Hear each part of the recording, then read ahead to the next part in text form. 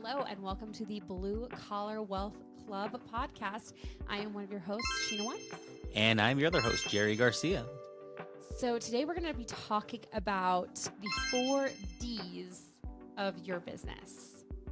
Yes, we're going to talk about this. This all comes from the book Clockwork and how, to run your business efficiently. So a lot of the topics we're going to cover come from a select few books that we find very, very useful, and different ideas from each of the books. And this is definitely one of the big ones. Yeah, so if you haven't read Clockwork by Mike Michalowicz, he actually just revised and expanded it, which is always exciting for me because I'm just that big of a nerd that I'm like, yay, revised and expanded, phenomenal.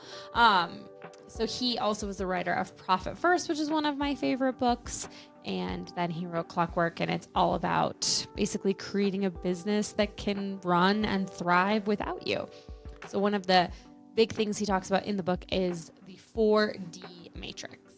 Right. And so, running a business that runs without you seems kind of scary or kind of counterintuitive, especially I think in the blue collar space. I think most blue collar business owners start their business with the idea that, hey, I have this great skill. I can do this just as well as anybody else in the business that I work for. So why shouldn't I be taking all the money from these jobs and, doing it on my own? And I think, what happens inevitably is as soon as you do that and you start running your own business, you realize that you don't really have much of an idea on how to run a business at all.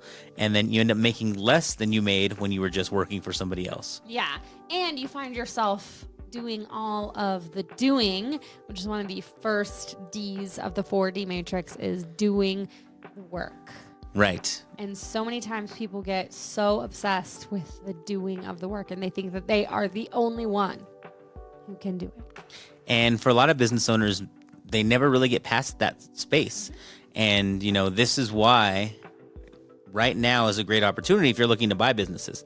A lot of businesses that are coming for sale are from baby boomers. Mm-hmm. Baby boomers are looking to retire. They've had these businesses for decades in most cases, and they're looking to exit. And because they, didn't have these types of books or these types of mentors and maybe didn't hire the right consultants, a lot of them are finding out that because they stayed in that doing phase of their business all this time, that they are selling their business for parts in so many cases. Well, because they're doing the do, and nobody wants to buy your job. Like, no one wants to buy a job. That sounds terrible. Well, some people do, and that's fine. Some people may buy the job because, look, you've got this foundation, you've got a great business, you've got reputation built. You can skip a lot of steps by buying the job, depending on where you're at in life. Where we are, we don't really want to buy the job. We want to buy the business. You get a much better deal if you buy the job, and that's where the discrepancy is. If somebody's looking to buy a business that kind of hums along and it's just another income stream for them, they don't want the job. Yeah. If you're a 20-something-year-old and you're like, oh, I want to do something different, I just, maybe you came into some money, or maybe you've been saving and you're trying to figure out a way to make it work, you can buy the job and you're just going to get a much better price than that boomer was anticipating selling that business for. Yeah, that's true. And so then if you're, so say you buy the job or whatever, and you get into and you're doing the do, the next thing you need to focus on is delegating, right? Delegation is having other people do the do for you. So how much can you delegate to other people? How much can you take off of your plate? And I've heard it said, and I say it too, that if there's somebody out there who can do it 80% as good as you, then give it to them. Absolutely. 100%. Delegate it to them. And I had somebody said to me once, and I don't even remember who it was, and it's from a book, or I couldn't even tell you where it came from, but they said, focus on only doing what only you can do. Which at first it feels like a kind of a mind twister. But if you're focusing on your entire production being stuff that only you can do, meaning if anybody else can do it, you're not doing it. And that will free up so much of your time, because so many times I think we hold on to a lot of stuff because we want to feel important, or we want to feel like we're the only one that can do it, but really we're not. Well, I think most of the time you really do feel like, nobody's going to be able to do this as good as me. So you settle for the guy who can do it 80% as well. And then over the course of time, you realize that, once that person was given the reins to kind of do what you do, they actually probably do it better in a lot of cases. And even if they don't, 80% efficiency with you no longer doing that task it frees up your time to do one of the final D's, which we'll get to later. But yeah, the delegation side of it is important. You need to start figuring out which tasks you can hand off first, right? These are how you're going to kind of determine your hires, who your next hire is. You start off with the most menial tasks first. I mean, for a lot of tasks, it's pretty obvious that you shouldn't be spending your time doing this. You should not be spending your time as the owner answering the calls for each inbound call, each inbound call to the company. You shouldn't always spend your time chasing invoices or running the books. These are the things that you probably offload first. Or, maybe it's the skill, maybe it's the actual doing part that you're talking about of, if you're a plumber or, an HVAC installer, taking some of those skilled positions and hiring somebody with that same skill and putting them in place there. Yeah. So really, creating that delegation of some of that doing so that you're, doing less and delegating more. And then you go into deciding, making all those darn decisions. And this honestly can create a huge bottleneck in your business. And I actually still see this in some of my clients where they have quote unquote delegated things, but they still control the entirety of the decision-making process. And so they have a huge bottleneck in their business, and the bottleneck is them. If you are the only decider, the bottleneck is you. And I'd say, I don't know what the percentage is. I'd say that's where the vast majority of business owners stop. Yes. They know they refuse to get past that. If you see a business owner who, you think about Shark Tank, and I think we've referenced them before and we'll reference them again. But these guys own so many businesses. They have ownership in so many businesses. You would think, oh, well, how could they possibly? It's because they have allowed somebody else that decision-making ability. And until you can offload you can't get to the point where the business just runs without you truly until that decision making is handled by somebody else. And that is the hardest as an owner. That's the hardest step to get to. And that's where I'd say, if it was me, I would say probably at least 70% of businesses get stuck there. Mm-hmm. Yeah, because they're afraid. They're afraid that no one will make the decision that they would make. But maybe they aren't going to make the decision you would make. And sometimes, they're going to make the wrong decision. But at the end of the day, sometimes you make the wrong decision too. So, and there's ways to handle it, right? So, most of the time you're afraid. Well, what if they make the wrong decision, or what if they make a decision that hurts the company, or, it causes us to lose money, or, there's a lot of ways to handle it. So how do you handle handing off that decision making to another party? First of all, it's going to take time, right? You have to grow to that point where, okay, you've gotten most of the other tasks delegated, but mentally, that deciding takes up a lot of mental energy, and you as the owner can't truly focus on the final D, which we'll get to, until you have freed up that mental capacity for decision making. So you have to have the right person. You have to have the right type of person, somebody you trust. And, you can start off small. You can start off, by giving them training wheels. Like, hey, sit with them. Sit by their side, help them. Okay, here's how we make this decision. And then, next time, as long as it's within, X parameters, you can make that, you're free to make that decision on your own. Yeah. Like having them decide and see what happens too, and say, oh, what would you do here? And kind of, just let them tell you what they would do and then decide if you like that idea. Because decision fatigue is for real. There's so many little things that we decide on and every single day. And I actually have friends and colleagues that they I know someone, she only wears black and white. Like her entire closet is black and white. And people are like, why? Like, why are you anti-color? She's like, I'm not anti-color. She's like, I am anti-decision. She's like, I do so much in my daily life that I can't handle one more decision. She's like, so no matter what I pull out of my closet, it always matches because it's black and white. She's like, so every single day, I know I can just throw in clothes and go. Yeah. And then she doesn't have to deal with it. I get this way with food. I like at dinner time, like I don't even know. I don't even care. I'm just like, please just don't make me have to figure it out, because I'm so done with making any and all decisions for anything. Just go away. But that happens right in your business. And so if you say you get decision fatigue at 1 p.m., then, and you have made it so you're the only one who can make decisions, then you've created even more of that bottleneck, because nobody else can fill in that time for you. Yeah. And so you have to be able to get past that. And, it's not going to be a very simple, just cut ties and now you're going to step back and just see what happens. It's going to happen over time.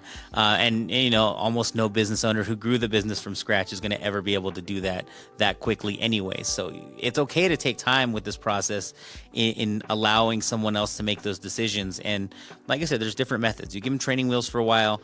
Then you have what's called, guardrails. You say, look, okay, you can make that decision as long as you stay, within this and this. Just don't go outside of that. And that will allow you to make this decision on your own without having to consult with me. And then you just revisit things and see how it went.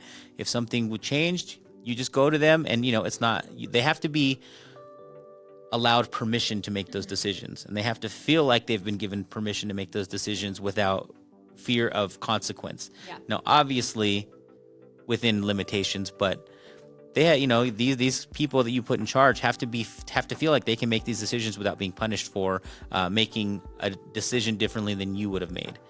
And you can always go back, and if they do have to come with you with something that's outside of the scope of what you've covered previously, then you say, hey, look, let's talk about this. All right, here's the scenario. Great. Here's how I would handle that. Here's why I make that decision. And now they have another scenario under their hat that they recognize, and the next time they'll feel like they can make that decision on their own. Yeah. And then, once you have other people making the decisions for you, except for the really high level ones or things you still want to be involved in, then it gives you time to focus on designing. Yes. And that's where you as the owner are above the business. You're no longer in the day-to-day minutia of everything that's going on. Your job is the designer. You are the god of this business. You get to design and decide which direction it's heading, what the most important principles of your business are, what your overall vision is, where you want this business to go. What is your vision? Mm-hmm. Yeah. And in the designing phase, with that part of the 4Ds, it really gives you the opportunity to kind of take a step back and say, what do I want for this business? So many times, and I talk about this a lot with clients, is they're like, oh, I want a strategy. I want a strategy. It's like, strategy is awesome, but strategy is the, the turn-by-turn directions on where you think you want to go.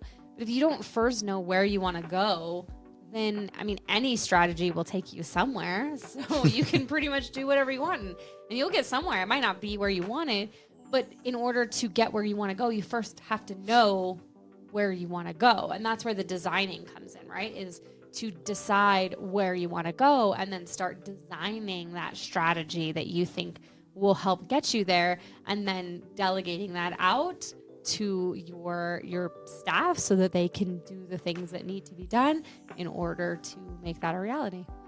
Yeah, and I think a lot of times in designing your business, I think especially in the blue collar world where you feel like a lot of the services you provide are kind of commoditized, right? If you're a landscaper, you're a landscaper. If you're a plumber, you're a plumber. So you may feel like, well, how do I differentiate my business? Well, a lot of that comes in that design phase where you're stepping back and say, well, look, here's what's important to me. What I care about most is that my clients are happy. Like, I want nothing but 5-star reviews. So we're going to make sure that happens. Whether we're the cheapest, I don't care. Whether we're the fastest, I don't care. I want the job done perfectly so that every single one of my clients is happy.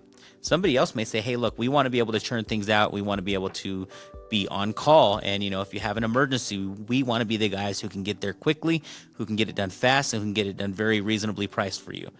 And so maybe that's your differentiator. Maybe you have a very specific passion about animals, and, you give a percentage of your profits each month to a local animal shelter or something along those lines. Your differentiator can be so many different things, and it's going to be based on you as the owner, as the operator of this business, and how you've designed it. And sometimes that's enough. Maybe somebody who needs a plumber just says, oh my gosh, this guy, he gives, I saw his, I saw his flyer at the shelter that I volunteer at, or that I go to when I'm looking to adopt a pet. And, he's so passionate about it. I want to use him whenever something comes up, and they'll refer you for that reason. Has nothing to do with your skill. Well, I mean, look, okay, so here's a good example of that. Look at the brand of shoes, Tom's shoes. Okay. Mm-hmm. So these shoes were marginally comfortable and really not attractive. Like, I was waiting for really that. Not good looking shoes. Ugh. But when every single time a pair of their shoes was purchased, they would donate another pair of shoes to a kid in need. And so these shoes became extremely popular. They had a moment where they were everywhere. I think they're still pretty popular. The brand itself has, they actually have some less ugly shoes now, which is exciting. But my point is, it's still, they still do the same thing where they donate. And it's the same with Bombas socks. Yep. They donate a pair of socks for every sock. And they actually talk about it that people originally were like, okay, really? You're going to donate some socks? Okay, I guess it kind of worked the shoe thing, but we'll see. And they outsold projections year over year over year. And because they just wanted to have comfy socks and they wanted to give back. And that's what they're about. So why did people buy Tom's shoes and Bombas socks? Tom's, it was not because they were fashion forward. It wasn't because, ooh, yeah, these are so cute. No, people bought them because they could feel good about themselves when buying these shoes, because they knew not only were they getting a pair, but someone in need was getting a pair too. So not to say you have to have an altruistic mission, but you have to have a mission that people can get behind. And that's part of this design phase, is what is the point of your business? Because maybe you got into it because, you just didn't want a boss and you wanted to plumb. But what is there something more now? What is the why of your company, or what do you want your why to be? And that is really unique to you. And so taking the time to design the business around the why is really important if you want to go to that next level and scale. But you'll never have the time to design if you don't get out of the doing, get out of the design, or the delegating, and get out of the deciding. Yeah, and that's exactly what I was going to say is, your unique business is as unique as you are. That's, your differentiator could be anything. It could be, we're big sports fans, and, we go to games, and we, part of our business vision is to run a tailgate and to sponsor it from our companies and brand it. And, people know that we throw this big, wonderful tailgate. We have some friends that do the same thing, and we go to their tailgate, and, that's kind of what we see for ourselves in the future. And, when people just see your logo, they're like, oh, I know these guys. They're great. They're great Bronco fans. They're great tailgaters. We love hanging out at their tents. And, that design could be anything that you like or are passionate about. It doesn't have to be specific to the business at all. It's just whoever you are as a person, and whatever your greater vision is for yourself and your company, that's what makes it unique. And how you work that into the culture of your business will start to spread across the culture of your employees. It'll start to show in the people that you hire. When somebody's being interviewed and they see that, it'll start to attract the right people. It'll start to attract the right clients, because ultimately you can't serve everyone, especially in the trades. I mean, there's just so many people doing the same thing, but you can find your tribe, so to speak, within that world, and have people who just will only use you and always refer you, because you're just who you are and they align with you. Yeah. Well, it's like, so many people, they're like, I want to be magnetic to my ideal client, right? Well, what do you have to be a magnet? You have to be polarizing. So many people are so afraid of, of being polarizing, or of kind of like, of saying what they feel and how they think. But at the end of the day, you have, in order to pull towards you strongly the people that align with you, you have to push strongly the people that don't, because a non-strong magnet can't pull anything. the stronger the magnet, the stronger it's the other direction to it pushes. And so, for us, like, we love sports, but I mean, I've met a lot of people that are just like, they couldn't care less or they think that's stupid. And that's fine. I don't agree with them, but that's okay. We're not meant to work together, and I'm okay with that, because at the end of the day, that's something that I hold dear and it's something that I really enjoy. And so I'm okay with kind of being polarizing in that way. And you have to be okay with that, because there is going to be a person out there that's like, oh, you shouldn't send shoes to children in Africa. You should do this instead. And it's like, well, that's fine for you. You go do that, and I'll continue to send shoes to Africa. Right. So design the business the way you want it. Design your business for you, not for anybody else. Design it the way you'd like. There's more people out there, you think, that feel the same way that you feel. And so it's just important to be able to reach that step. Once you reach that design phase of your business and you truly can spend the time behind the scenes looking around and saying, oh, this is what we're meant to do. This is how we're meant to do it. And really dig into that deep, you'll notice that, everything else seems to grow from it, and it makes your business so much more scalable. And then when you get to the end and you do decide, okay, I'm ready to take a full step away, and you go to sell that business, you'll realize that, the business keeps humming along without you. And you can take a month-long vacation and your business will not only function without you, but it may continue to grow without you. And that's when you have a business that you can sell at a much higher price, because you're not only basing it just off the revenue of that year, but you then get those multiples because people know it's a business that they can buy and that will continue to grow, for the years to come. Mm-hmm. Yeah. So look at yourself and say to yourself, okay, how much time am I spending on doing, delegating, deciding, and designing? And make sure that if you're spending too much on the do, you have a plan to get to that design time. Absolutely. Well, this has been a great talk on this episode, a great topic, I think, and I think people can get a lot out of it if they're hearing it at the right time. Mm-hmm. Yeah. And if you haven't checked out the book Clockwork by Mike Michalowicz, definitely check it out. It's super good, and I personally really enjoy it. Awesome. Well, that'll do it for this episode, guys. Thanks so much for joining us, and we'll see you next time on the Blue Collar Wealth Club.